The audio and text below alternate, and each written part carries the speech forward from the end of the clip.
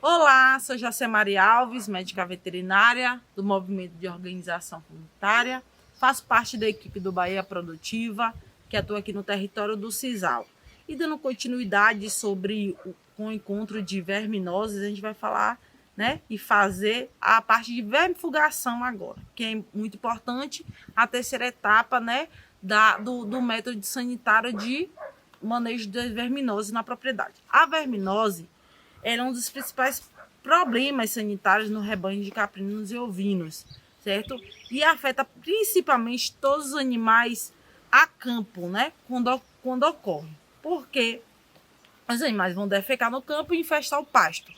E com isso vai ter um consumo voluntário, né? Diminuído de alimentos, certo? Afetando o que também? A digestão, a absorção dos nutrientes, reduz a eficiência reprodutiva do rebanho e, consequentemente, vai reduzir a eficiência produtiva do rebanho, da criação. Porque o animal vai ficar doente, os animais para corte vão perder peso e também não vão ganhar peso, e com isso vai afetar economicamente a propriedade. Além de, levando o quê? Um aumento de despesas financeiras adicionais, agravando, né, a questão da perca econômica dentro da propriedade. Fora que o fator econômico tem que ser destacado pelos problemas também com resíduos, certo? Das drogas com a utilização desses vermífugos, né? Quando a gente faz o tratamento, a gente tem um período de carência para cada vermífugo utilizado, certo? Então, a gente tem que observar esse período de carência tanto para carne quanto para leite, e também ter o resíduo de carência no meio ambiente. Então, quando a gente não quer isso, a gente quer reduzir essa necessidade de vermifugação. Mas quando ela ser necessária, que ela seja feita, né, respeitando-se a dosagem, respeitando-se o intervalo de utilização daqueles produtos, né? Deve-se fazer um acompanhamento através dos exames de fezes, do OPG, também observa a eficácia desses vermífugos utilizados, né, dentro da propriedade, certo? E também associar com o método que a gente citou anterior, o método FAMACHA. Então, realizando-se o exame no dia da vermifugação, a gente tem que observar essa coleta a partir de 14 dias depois da vermifugação. Não pode fazer isso antes, certo? Então, vermifugou, espera no mínimo 14 dias aí para fazer o exame. Pelo exame, o que a gente vai observar pelo esse exame? O grau de infestação e o tipo de verme que ali a gente vai tratar, certo? Então, indica-se a partir desse exame qual o químico que a gente vai poder utilizar, certo? Porque a gente vai especificar qual é o verme que aqueles animais está e qual é o químico que aquele verme trata, certo?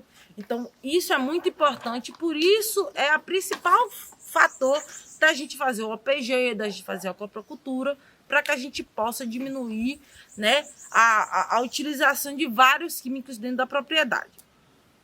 Outra questão que a gente tem que observar é utilizar um vermífugo de boa qualidade e que esse vermífugo seja específico para aquelas espécies. Se a gente está aqui tratando de pequenos ruminantes, que são os caprinos e ovinos, a gente não pode usar vermífugo de bovino, certo? Quando chegar nessas casas de veterinárias, casas de rações que vendem esses medicamentos, a gente pedir e observar na bula ou no frasco se ele realmente é direcionado para essas espécies. Observar também a questão do princípio ativo, certo? O que é esse princípio ativo? É aquele nomezinho que está lá dentro. Não adianta a gente observar só a marca, não, porque a marca pode mudar, mas o princípio ativo ser o mesmo, certo? Então, cada princípio ativo tem uma especificação para o peso do animal. A gente tem que olhar qual é aquele princípio ativo e o que ele diz, tanto ml para cada peso, certo? E administrar exatamente a dose indicada ali por quilo, certo? A aplicação pode ser feita através de pistola dosificadora, né, calibradas, tem que observar a questão da calibração, e também pode utilizar seringas descartável, certo? um método ou outro são eficazes da mesma forma, certo? Preferencialmente, a gente deve pesar os animais, né, certo? Antes de tratar, certo? Mas se isso não for possível, o que é que a gente deve fazer? Um truque muito bom aí para vocês utilizarem na propriedade. A gente pesa o animal que apresentar ser mais pesado, certo? Aquele que tem um score corporal maior, que é o animal maior que se apresentar. E a gente observa a dose para aquele animal ali, certo? A gente determina a dose a partir daquele animal mais pesado. E assim a gente vai utilizar aquela dose também para os demais animais. Se houver uma grande variedade, aí a gente tem que separar por categoria, certo? A gente separa uma categoria parecida, como é o caso aqui dos animais que a gente tem. E, novamente, naquela categoria a gente vai pegar um animal mais pesado, pesar e aplicar a mesma dosagem para os demais, certo? Aí é um truque para a gente reduzir essa questão da diferença de peso entre categorias. Animais jovens e reprodutores, que normalmente tem o peso bem diferenciado. No tratamento do vermífugo, tem várias vias de administração. A primeira que a gente vai citar aqui é a administração oral, certo? É pela boca, também chama. Quando você lê lá oral na bula ou no rótulo, é dessa forma. E essa vermifugação é normalmente dada para aqueles que têm um princípio ativo de bemidazol, certo? Então, os animais, quando a gente for fazer essa administração, tem que estar em jejum de 10 a 12 horas. Bota aí 12 horas os animais em jejum antes do tratamento, certo? E fornecer só água por mais de 6 horas após o tratamento. Então, a gente precisa dessa janela aí, desse tempo, para que o medicamento possa atuar de forma mais eficaz, certo? Para a administração do vermífugo, a gente vai fazer a prática aqui, né? A gente vai conter o animal até a ingestão total do vermífugo, nada de colocar e soltar um animal, certo? Observa muito bem se o animal ingeriu corretamente aquele vermífugo de forma oral. Então, a gente coloca a mão sobre a cabeça, aperta o animal um pouco e inclina um pouco para trás. Mas aí tem uma dica o quê? Nos animais muito jovens, a gente não deve inclinar muito para não dar uma falsa via, né, daquele medicamento. Certo? Então, para isso, a gente não pode inclinar muito a cabeça do animal. A gente vai fazer aqui na prática para vocês verem. A outra forma é a forma injetável do produto, certo? Por forma subcutânea e ter a forma intramuscular.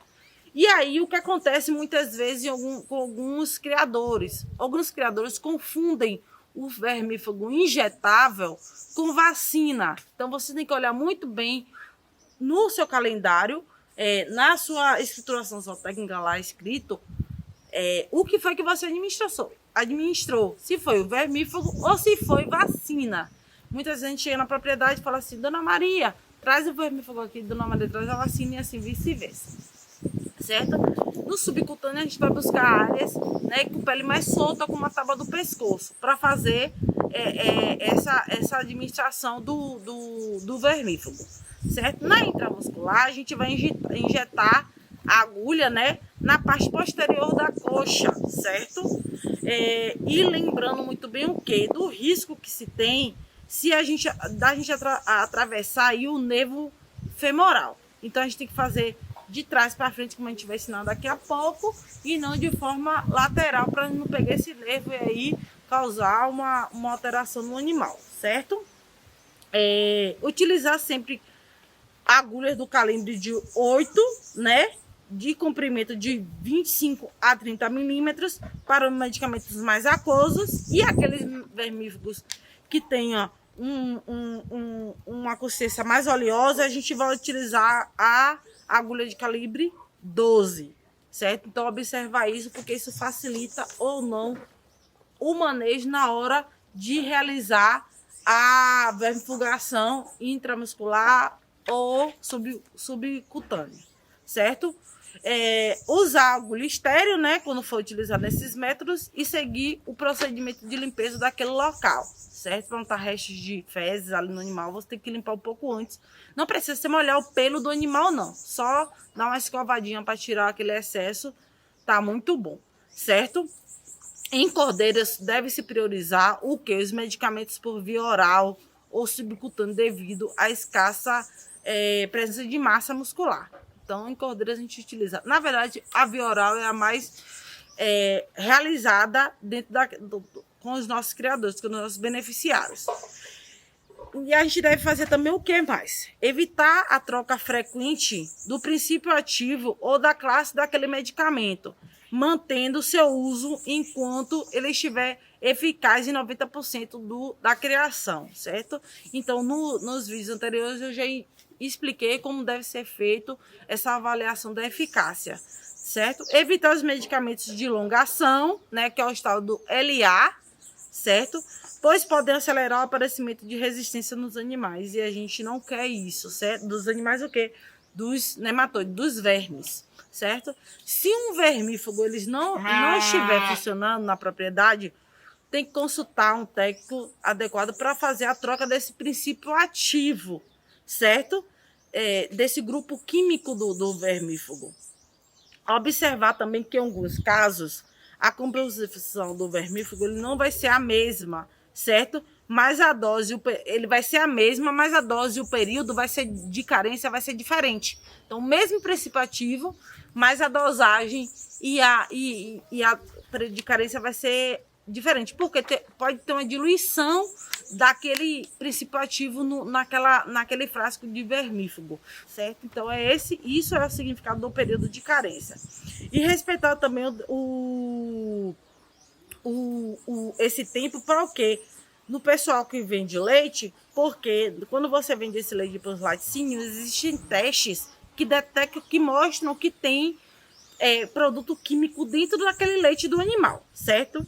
Para você ter uma noção, às vezes a gente vê a marca lá e acha que essa marca aqui é o mesmo vermífugo. Não, tem 6 princípios, tem 6 grupos, certo? Tem o bemidazol, tem o imidazole, tem os organofosforados e por aí vai. Tem as avermectinas. Então, cada um desse é um princípio ativo diferente, certo? Tem os derivados dos aminos acetocrílicos, que tem a sigla AADS, normalmente é como se coloca. Então, cada um é um tipo diferente, certo?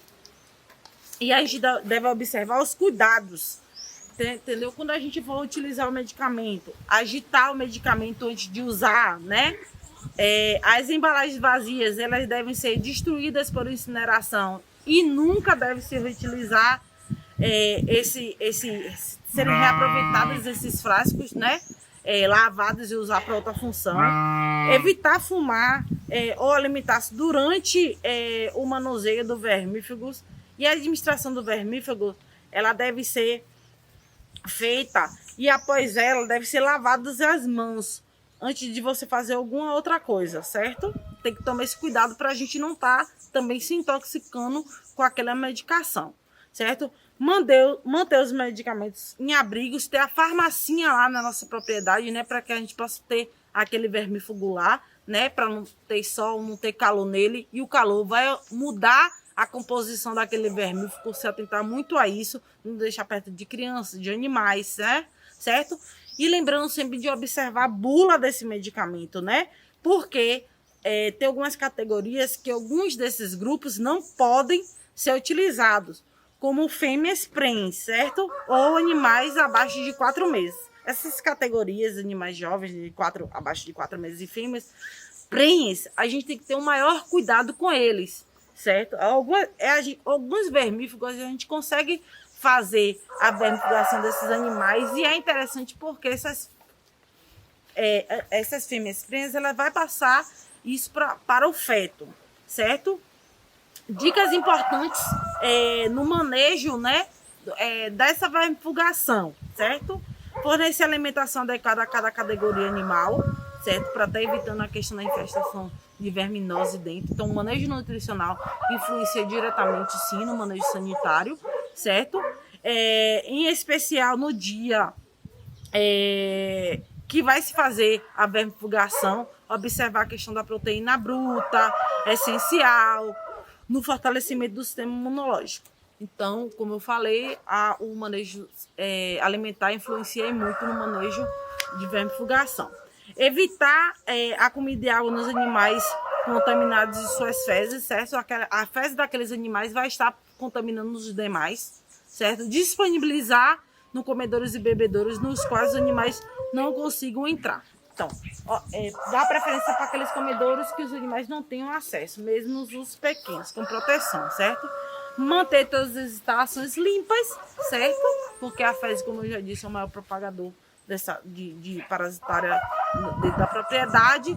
No caso de tratamentos no coxo, oferecer capim proveniente de locais que não estejam pastejados por outros ovinos, porque senão a gente vai estar causando uma reinfestação, certo? Então, se atentar muito a essa questão. Descartar os animais mais sensíveis aos vermes, certo? Que receberam vermifugação frequente. Então, esses animais a gente tem que estar observando para estar fazendo descartes. Por isso que anotar sempre quando a gente faz é interessante, porque a gente vai observar esse animal toda vez que eu faço o exame, ele está dando positivo para verme. Então, tirei esse animal do rebanho, porque esse animal vai ter infestando os demais. Sempre, né? Certo? Selecionar como reprodutores os animais mais resistentes. Então, só aí a gente já faz uma seleção dos animais pela questão de estar vermifugando sempre esses animais ou não. Os cabritos e cordeiros, eles devem ser vermifugados a partir da terceira semana de pastejos. As fêmeas, elas devem ser vermifugadas antes da estação de monta e 30 dias antes do parto, nunca no início da prenhez, certo? Porque o cabrito, o borrego, né, o cordeiro ali, ele vai estar ainda se desenvolvendo. Então é mais fácil ter a questão do aborto, enfim, alterações. Então o interessante é nessas duas fases, certo? Os animais mantidos em pastagens da caatinga devem ser vermifugados. A vermifugação desses deve ser realizada de acordo com o esquema estratégico, né? Observar a questão dos períodos chuvosos, enfim. Para os animais mantidos em pastagens cultivadas, a gente tem que observar aquela questão de estar mais predispostos a ter vermifugação do que os nossos animais aqui do território do sisal, certo? Esses animais, eles são muito mais predispostos pela questão da umidade local, enfim. Primeira vermifugação, né? No primeiro mês, no período seco, para cabritos e cordeiros, certo? A segunda vermifugação da propriedade deve ser 60 dias após a primeira, certo? Para reprodutores. A terceira vermifugação a partir do período, início do período chuvoso para matrizes. E a quarta vermifugação fazer no início do período chuvoso para animais mais jovens. Então você pode fazer esse escalonamento para não precisar vermifugar todos de uma única vez, certo? Os animais gestantes fazer 3 vermifugações estratégicas, né? No final da gestação. Não pode, nesse momento, lembra que eu falei que nesse momento é um pouco mais delicado? Porque é a base de alguns produtos químicos não devem ser utilizados nessa categoria animal, certo? Que é o clozatel e os organofosforados, certo? Que pode levar às alterações desses animais. Logo após o parto, deve fazer a vermifugação dessas fêmeas e no desmame também. Já no desmame já faz de mãe e filho, certo? Se for criado com a mãe. Então tem essas 3 estratégicas para essas fêmeas. É importante ressaltar que a aplicação dos mesmos menos intensos vermífugos em animais de uma propriedade permite o estabelecimento e a manutenção de uma população parasitária na pastagem mais sensíveis a vermífugos, entendeu? Também denominada de refúgia. Tem esse nome também dado pelos criadores. Então, pessoal, o animal contido, aí você vai precisar de ajuda de outra pessoa, então, o Eduardo, né, me auxiliando. Aí você vai olhar a conjuntiva do animal, certo? Com o polegar vai fazer e vai puxar o outro, olhar a conjuntiva. Lembrando, como eu falei, de não pressionar muito essa parte de baixo. Por que não deve se pressionar muito? Para não dar um falso positivo para anemia, porque você vai estar bloqueando o sangue ali e pronto. Segura levemente, observa, tá com o cartãozinho FAMACHA e olha o grau que tá de se tem anemia ou não. Você observa a coloração da mucosa e qual cor tá parecida a mucosa do animal com a do cartão. E assim, de forma prática, que a gente consegue fazer o manejo de verminose com o método FAMACHA.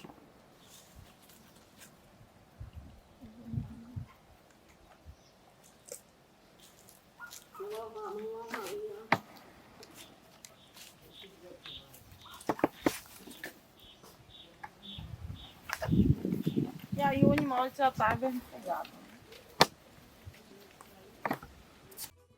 A TER à Distância é uma adaptação das atividades de assistência técnica e extensão rural do Bahia Produtiva, projeto do Governo do Estado da Bahia por meio da Secretaria de Desenvolvimento Rural do Estado da Bahia, executado pela CAR, Companhia de Desenvolvimento e Ação Regional, com recursos provenientes de acordo com o empréstimo com o Banco Mundial. Essa modalidade visa a continuação das atividades de capacitação e apoio para produtores, associações, cooperativas, empreendimentos produtivos e agentes comunitários rurais.